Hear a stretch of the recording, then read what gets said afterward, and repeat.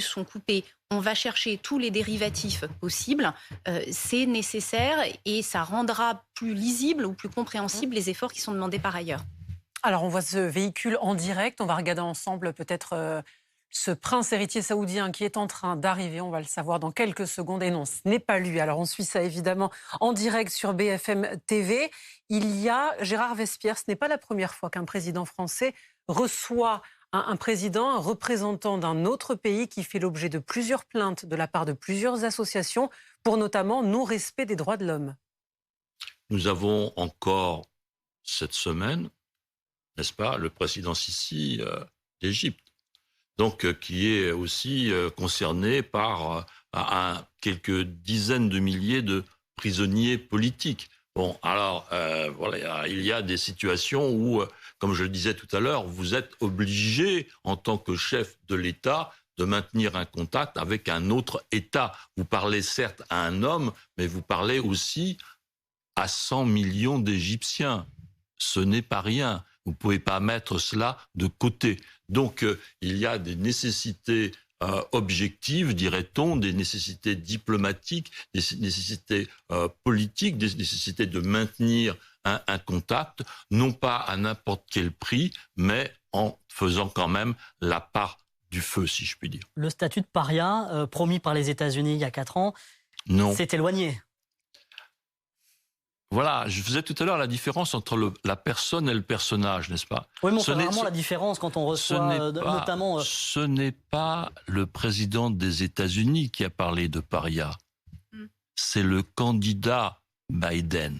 Donc le personnage candidat a une position pour être élu, et puis après... C'est un peu schizophrène, du coup. Non, c'est une pratique, et je dirais nécessaire. Vous avez un programme pour être élu, et puis après vous découvrez qu'il y a des réalités qui sont un petit peu différentes par rapport à votre programme ou par rapport à votre vision. Donc il faut en tenir compte. Donc on passe de la promesse à la réalité. Et donc il y a eu un candidat Biden. Il y a maintenant le président des États-Unis qui a 330 millions de citoyens à ses côtés et qui doit prendre donc des engagements et ses responsabilités pour effectivement aussi abaisser le prix du pétrole aux États-Unis. En un mot, finalement, vous trouvez ça, vous, normal qu'il le reçoive? Parce que finalement, dans le contexte, c'est un allié comme un autre.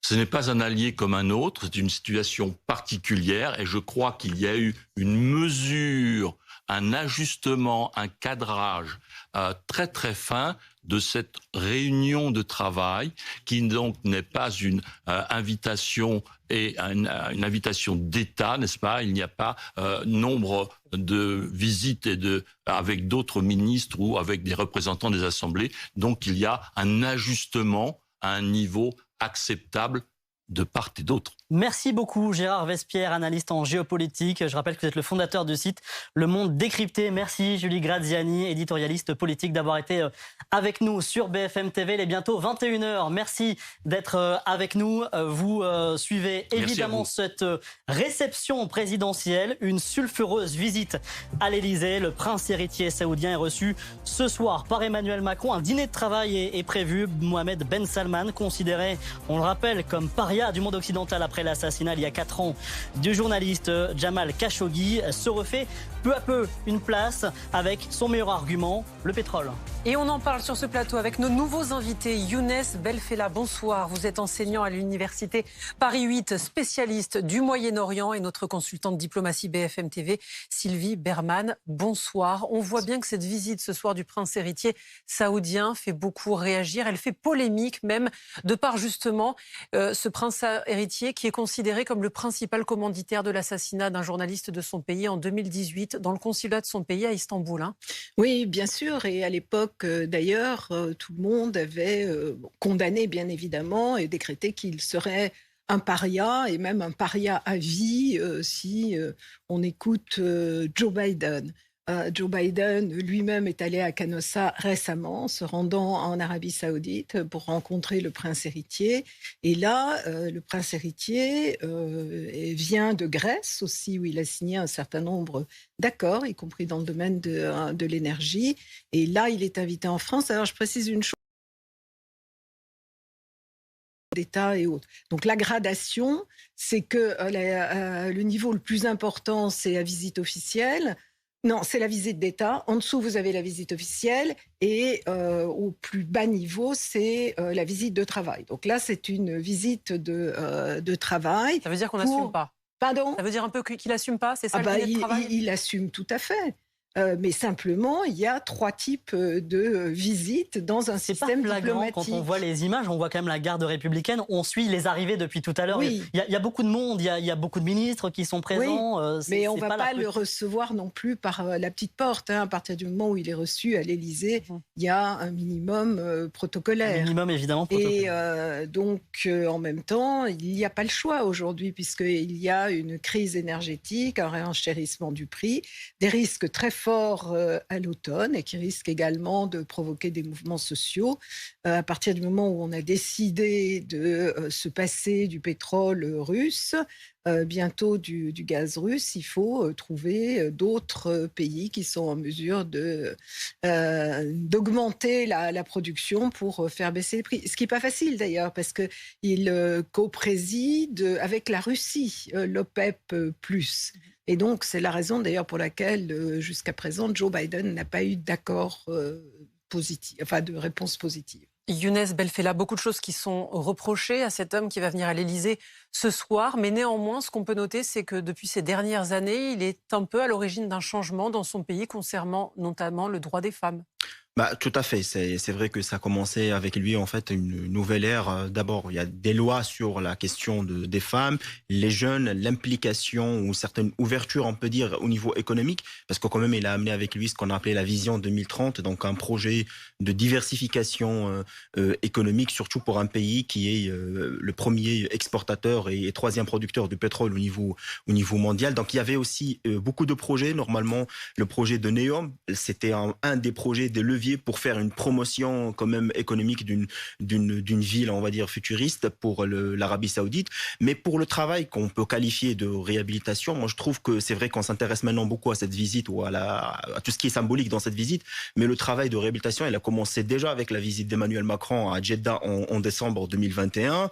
Il y avait d'autres visites de certains responsables occidentaux, normalement Boris Johnson. Après, il y avait le président américain qui a donné quelque sorte en fait un feu vert de ce qu'on peut appeler le réel politique, cet retour, on va dire, au pragmatisme occidental avec des partenaires comme l'Arabie Saoudite. Et là maintenant, je crois que ce qui est important pour la politique française, c'est que certes, on est face quand même à une nouvelle politique française pour le monde arabe. Moi, je trouve que le président Macron, il a incarné un effort diplomatique les dernières années, soit par rapport à l'initiative pour le Liban, le sommet de Bagdad l'année dernière, qui était très important. Là maintenant, des discussions, quand même en 2 semaines, on reçoit le président des Émirats arabes unis, le président égyptien, le chef de l'autorité palestinienne, le président israélien, et là, ou le chef de gouvernement israélien, et là maintenant le prince héritier d'Arabie Saoudite. Je crois que la France s'impose comme étant un acteur principal au Moyen-Orient. Et bien évidemment, je trouve que l'approche, je dirais, pragmatique, qui est ce déphasage entre intérêt et valeur, là maintenant, on a choisi bien évidemment d'incarner les intérêts économiques. Nous sommes en ligne avec Léa Balazs. Bonsoir, vous êtes porte-parole d'Europe Écologie Les Verts. Pour beaucoup de personnalités de gauche, cette visite ce soir, ce dîner de travail est choquant. Est-ce qu'il vous choque, vous aussi ? En réalité, bonsoir tout d'abord. En réalité, c'est la continuité de ce qu'Emmanuel Macron, ça vient d'être dit, a déjà fait en 2021, vient de faire il y a un peu moins de 10 jours aussi avec la visite de MBZ, qui a aussi des prisonniers d'opinion dans son pays, et les parlementaires, de nombreux parlementaires, avaient demandé que ces sujets puissent être évoqués lors de ces visites de travail. Je pense que ce sera pas le cas, encore une fois, avec cette visite de ce soir. C'est pas choquant, c'est simplement très cynique de la part d'Emmanuel Macron. Alors, je note quand même les déclarations de Yannick Jadot, l'exact opposé de ce qu'il faut faire. Julien Bayou qui disait que la France n'est pas un paillasson pour dictater dictateur en quête de réhabilitation, il y a quand même des mots très durs du côté de la gauche. Hein. Exactement, mais parce qu'en réalité, c'est d'un cynisme et d'une impréparation de la part du gouvernement et d'Emmanuel Macron qui se trompe véritablement de politique internationale. On entendait parler de réelle politique, de pragmatisme. En fait, le pragmatisme, c'est d'établir des rapports de force qui ne font pas de la France bien ce paillasson dont parlait Julien Bayou. Quand on parle de la facture énergétique des Françaises et des Français qui est en train d'augmenter, cette facture énergétique, elle peut baisser avec des actions très concrètes de son gouvernement plutôt que d'aller serrer la pince de dictateurs qui sont aussi accusés d'être des assassins. Et on revient vous voir dans un instant, Léa Balazs. On a vu en direct le ministre des Affaires étrangères saoudien qui vient d'entrer à l'Elysée. On attend d'une minute à l'autre le prince héritier saoudien pour ce dîner avec Emmanuel Macron. On en parlait avec Léa Balazs. Justement, l'Elysée a dit aujourd'hui que le sujet des droits de l'homme sera évoqué ce soir entre les deux hommes. Ils vont dîner tous les deux. On ne saura jamais si vraiment il en a parlé. Est-ce que ça paraît crédible que Emmanuel Macron lui dise un mot sur ce qui se passe dans son pays ? Oui, je pense qu'il dira un mot, mais en même temps, ça ne sera pas des exigences posées, parce que ce n'est pas réaliste non plus. Mais je pense qu'effectivement, il évoquera le sujet. Et puis, alors, au-delà de tout ce qui a été dit aussi, l'Arabie saoudite, c'est un des pays membres du G20, et c'est aussi très important de garder le contact avec les pays du G20. Younes Belfella, pardon. On a parlé évidemment de toutes ces visites. Vous dites aujourd'hui, il fallait le recevoir. Il faut continuer à discuter.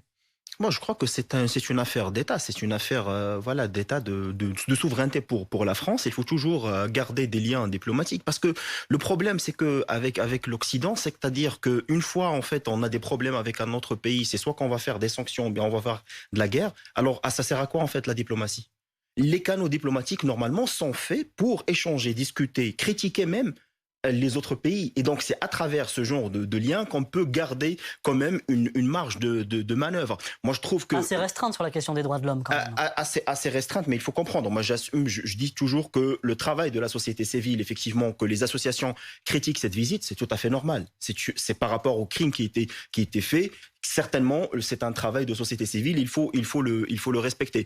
Mais maintenant, il y a l'État qui a aussi ses priorités. Et donc, par rapport à ses priorités stratégiques, notamment sur la question de l'énergie, je crois qu'il y a une importance. Maintenant, si on revient à l'assassinat du journaliste Khashoggi, moi, j'ai bien lu tous les rapports et surtout les déclarations de Madame Agnès Callamard, qui était quand même la rapporteure spéciale des Nations Unies par rapport à cette affaire. Il y a quand même un autre pays partie prenante de cette affaire, qui est la Turquie, et qui a quand même camouflé en quelque sorte l'affaire d'une manière ou d'une autre. Erdogan, il a reçu MBS, ça fait même pas deux mois, avec bien évidemment beaucoup de contrats sur le plan économique. Et donc forcément, on a senti quand même que la Turquie, elle a utilisé cette affaire pour faire du chantage contre l'Arabie saoudite. Maintenant, je suis d'accord sur que la situation des droits de l'homme par rapport à toute cette région, il y a beaucoup de critiques à adresser. L'Iran, il y a une situation catastrophique surtout pour les droits de femmes. Le Qatar, elle est toujours épinglé par la question des travailleurs étrangers et surtout pour les projets de la Coupe du Monde. Donc, s'il y a un travail concernant les droits de l'homme, je crois que c'est tout à fait normal que l'Élysée réagisse par rapport à ça, mais on garde en même temps notre relation diplomatique et bien évidemment nos intérêts économiques avec des partenaires des pays de Golfe. Mais vous le disiez tout à l'heure, il y a aussi la question du point de vue qui peut être différente selon les pays. Alors c'est vrai que pour l'Occident, il y a cette question des droits de l'homme. Comment ce prince héritier il est perçu dans son pays en Arabie saoudite ? Moi, je trouve quand même qu'il a réussi à faire un excellent travail, surtout pour la promotion de certains projets économiques. C'est-à-dire, il a quand même eu beaucoup de popularité chez les jeunes. En véhiculant la question de la technologie, la modernisation de l'État, surtout de l'administration. Et le grand travail, c'était par rapport au clergé religieux. C'est-à-dire le fait d'effacer cette image de l'État, du wahhabisme, on va dire, de l'État.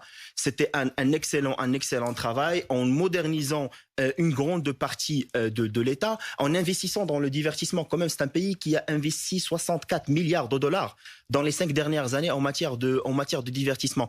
Donc forcément, il y a une stratégie, par exemple, pour le tourisme. Donc il y a une ouverture de cette monarchie. Je peux pas dire bien évidemment que c'est une monarchie démocratique. Par contre, non, je trouve que c'est une monarchie qui ne cesse pas de faire des ouvertures comme d'autres pays dans la région. C'est-à-dire, en fait, l'exemple, c'est d'être quand même une monarchie avec beaucoup d'ouvertures, comme le cas de la Jordanie dans la région, mais tout en centralisant les pouvoirs. Là, maintenant, on sait parfaitement que ce monsieur, il détient tous les pouvoirs de l'Arabie Saoudite, militaire, sécuritaire, économique, à l'encontre de l'Arabie Saoudite d'avant, parce qu'il y avait toujours la famille Al Saoud, 30 000 princes, qui détient en quelque sorte le pouvoir sous forme, on va dire, d'une grande entreprise, là où il y a une séparation entre le pouvoir de l'intérieur, entre le pouvoir des affaires étrangères. Mais on est face quand même à une nouvelle politique de l'Arabie Saoudite. Je ne peux pas dire qu'il y a un effort en matière de droits de l'homme, mais certes, il y a quand même une ouverture économique. La même famille, mais une nouvelle ère. Clairement. On évoquait la question économique, justement, le rôle de ce pays dans la crise actuelle, dans peut-être la résolution de cette crise énergétique. Je parlais de celle-là. Léa Balazs, tout à l'heure, pour expliquer, justifier en quelque sorte cette venue, Elisabeth Borne expliquait que les Français ne comprendraient pas qu'on ne parle pas aux pays producteurs d'énergie. Est-ce que pour vous, on l'évoquait aussi, la diplomatie doit passer par cette discussion avec des gens avec qui on ne partage pas forcément toutes les valeurs, ou pour vous c'est persona non grata, quel que soit le sujet et quel que soit le contexte? Alors, je vais vous évoquer 3 points. On parlait tout à l'heure de la démocratie, peut-être balbutiante, naissance de ce gouvernement et de MBS. Il faut savoir que la France vend des armes à cet État, à cette monarchie, des armes qui sont utilisées dans le cadre de la guerre au Yémen, qui est une des catastrophes humanitaires les plus importantes que le monde ait jamais connues. Et nous avons des civils qui sont attaqués. Nous avons également des vendeurs d'armes français qui sont sous le coup de plaintes, notamment en raison de ces civils qui sont tués par milliers. Et donc, en réalité, ce n'est pas que les droits de l'homme sur le territoire de cette monarchie, mais aussi au Yémen, et qui sont concernés. Et donc, je refuse aussi de dire que bien cette monarchie, elle serait une monarchie ouverte, en passe d'être démocratique ou divertissante pour un certain nombre de touristes qui pourraient s'y complaire. Ça, c'est le premier point. Le deuxième point, c'est que nous avons des pays qui se sont impréparés à la crise climatique qui est en train de venir, c'est-à-dire l'épuisement des ressources naturelles, notamment les ressources fossiles comme le gaz ou bien le pétrole. Et donc quand Elisabeth Borne nous dit nous ne comprendrions pas que les Françaises et les Français ne pourraient pas comprendre qu'il n'y ait pas de canal diplomatique qui soit ouvert avec des pays exportateurs de pétrole, en réalité, les Françaises et les Français ne comprennent pas pourquoi est-ce que le gouvernement ne prend pas les mesures comme la rénovation thermique qui sont très directes pour pouvoir baisser maintenant les factures. Et ça, c'est des effets très concrets sur les factures d'énergie actuellement et qui vont augmenter, bien entendu, avec l'hiver qui approche. Et le troisième sujet, c'est ensuite le canal diplomatique. J'entends, il faut continuer ces espaces de dialogue, c'est la réelle politique. Mais ces espaces diplomatiques, de travail diplomatique, ils peuvent exister sans qu'il y ait besoin de visite. Merci Léa Balazs. Le tapis rouge à l'Élysée pour des dictateurs et des assassins. Merci beaucoup. Merci Léa Balazs, porte-parole d'Europe Écologie Les Verts. Et ça y est, on voit cette image, Emmanuel Macron et le prince héritier saoudien qui vient d'arriver à l'Élysée. Dominique Marie, c'est là où vous vous trouvez. Oui, avec une poignée de main chaleureuse entre les deux hommes et le sourire aussi affiché d'Emmanuel Macron qui est descendu, donc on l'a vu à la rencontre de son hôte, le prince héritier saoudien. Ils se sont attardés quelques secondes face aux caméras et aux photographes. Il y a beaucoup de monde d'ailleurs aujourd'hui, il n'y a pas simplement la presse d'Arabie Saoudite qui est là. Voilà le président qui fait signe à nouveau à son hôte de se diriger et de se montrer face aux caméras, le prince héritier saoudien qui est en fait le dirigeant de fait de ce pays.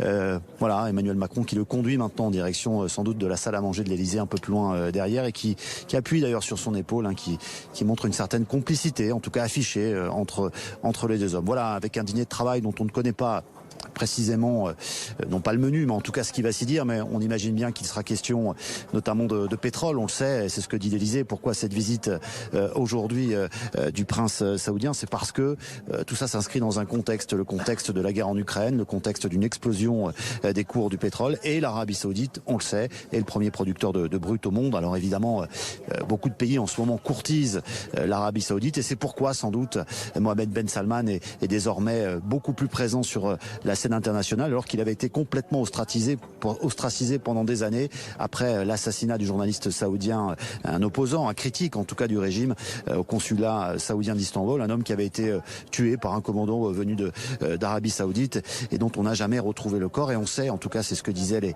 les services de renseignement américains, que le prince saoudien était probablement le commanditaire du meurtre de cet opposant. Alors aujourd'hui, il ne s'agit pas forcément d'une réhabilitation, c'est ce que nous dit d'ailleurs l'Élysée.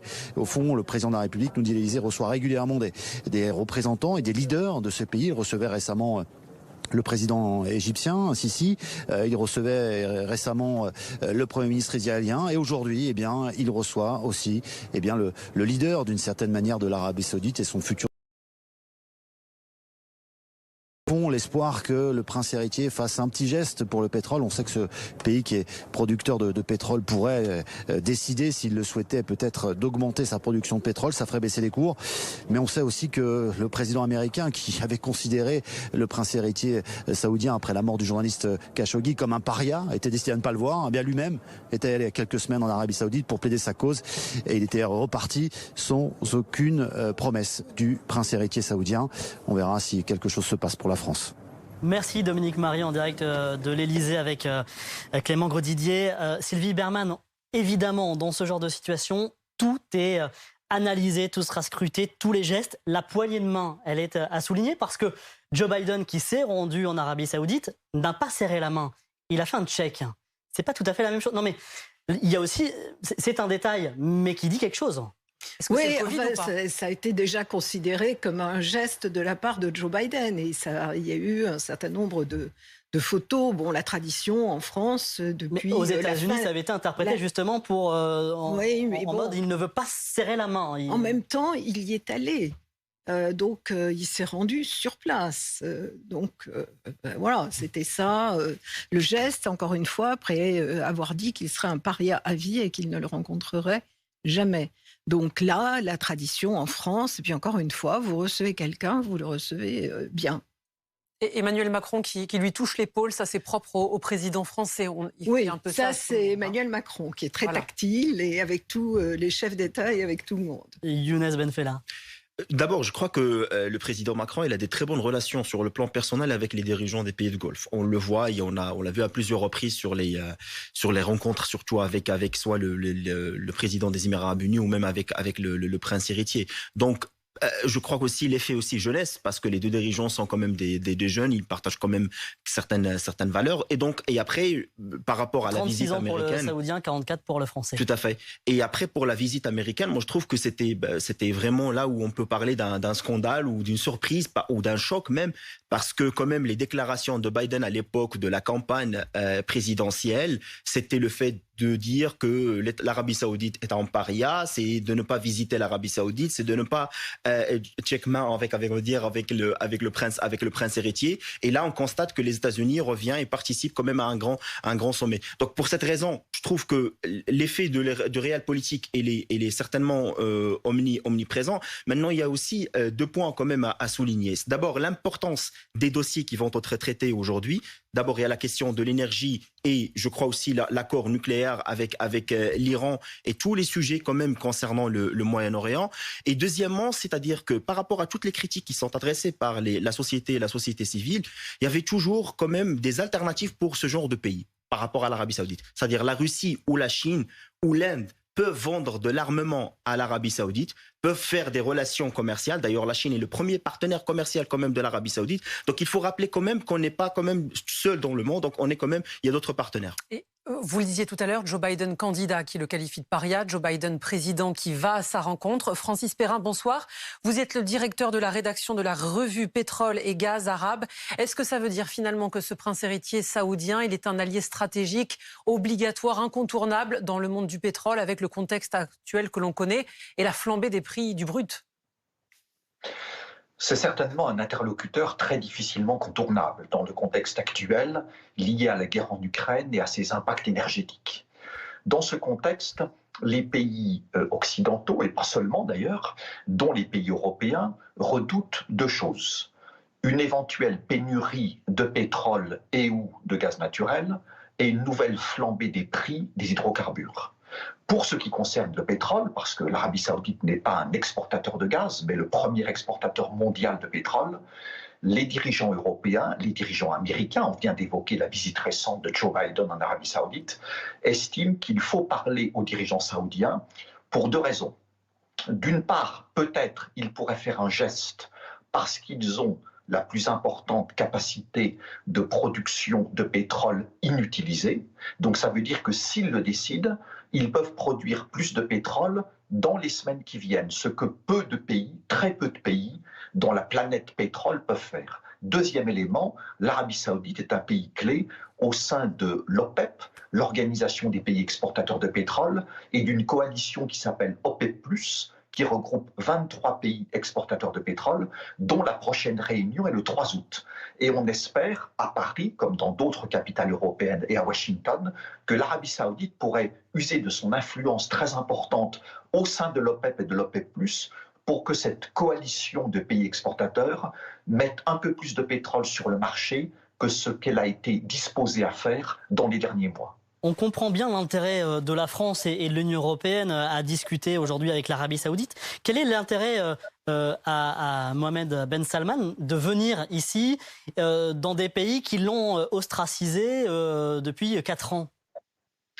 Justement, c'est une occasion pour lui de montrer qu'il n'est plus ostracisé, qu'il n'est plus un paria, pour reprendre l'expression américaine de Joe Biden, qui avait été utilisée de façon un petit peu malheureuse, puisque comme un intervenant sur votre plateau vient de le rappeler, Joe Biden a fait évidemment son chemin de Damas, en quelque sorte, il y a à peu près 2 semaines, en se rendant en Arabie saoudite. Donc Mohamed Ben Salman doit certainement savourer intérieurement le fait que des pays qui, il n'y a pas si longtemps, ne voulaient pas trop être associés avec lui, maintenant l'invitent, acceptent des visites officielles, États-Unis, donc le président Biden en Arabie saoudite, et le prince héritier vient de se passer en Grèce, autre pays de l'Union européenne, maintenant Paris, capitale importante, même si M. Macron n'avait pas rompu le dialogue avec l'Arabie saoudite, avec le prince héritier, donc ce n'est pas complètement nouveau non plus, mais c'est une consécration supplémentaire pour l'homme fort du royaume saoudien, celui qui sera le futur roi d'Arabie saoudite, et vu son jeune âge qui a été rappelé, sans doute roi d'Arabie saoudite pour très longtemps. Merci beaucoup Francis Perrin, directeur de la rédaction de la revue Pétrole et Gaz Arabe, d'avoir été en direct sur BFM TV. On reprend la direction de l'Elysée pour retrouver Dominique Marie. Dominique, le prince héritier saoudien, est arrivé à l'Elysée il y a quelques instants. Il a serré la main d'Emmanuel Macron. Oui, une poignée de main d'ailleurs tout à fait chaleureuse avec un grand sourire d'Emmanuel Macron. Emmanuel Macron qui est venu le chercher jusqu'en bas, en bas de ce perron, en bas de ces marches, sur ce tapis rouge. Les 2 hommes ont ensuite regardé ces nombreuses caméras et journalistes avec photographes également qui sont présents ici pour saisir ce moment, parce qu'il faut se souvenir qu'il y a seulement 4 ans, Mohamed Ben Salman était considéré comme un paria. Il n'était pas question de l'inviter où que ce soit. La plupart des pays occidentaux avaient décidé de l'ostraciser suite, vous le savez, au meurtre terrible de ce journaliste qui avait été assassiné au sein du consulat saoudien en Turquie, et les services de renseignement, l'ONU aussi qui avait mené une enquête, avait pointé du doigt en direction de Mohamed Ben Salman qui avait été considéré comme le commanditaire. Mais les choses ont changé, 4 ans ont passé bien sûr, et puis surtout une crise nouvelle s'est installée, la guerre en Ukraine, les problèmes d'approvisionnement en pétrole, l'Europe qui a décidé de se passer du pétrole russe, les cours qui ont explosé, et l'Arabie saoudite qui reste bien sûr le premier producteur mondial de brut, donc évidemment c'est un acteur important. L'Elysée nous dit d'ailleurs que tout ça s'inscrit dans ce contexte. C'est pour ça qu'est reçu aujourd'hui le prince héritier saoudien. Et au fond, c'est ce que nous dit en tout cas l'Elysée, le président a décidé de parler avec tout le monde. Il parlait avec le dirigeant égyptien il y a quelques jours. Aujourd'hui, il parle avec Mohamed Ben Salman, parce que si la France veut peser, si la France veut agir et peut-être changer un peu le cours des choses, eh bien, il faut parler à tout le monde. Il s'agit désormais d'être efficace, nous dit l'Elysée. Merci beaucoup Dominique Marie en direct de l'Elysée. Merci Sylvie Berman, merci Youssef Belfella. 21h23, restez avec nous dans un instant. Nous reviendrons sur...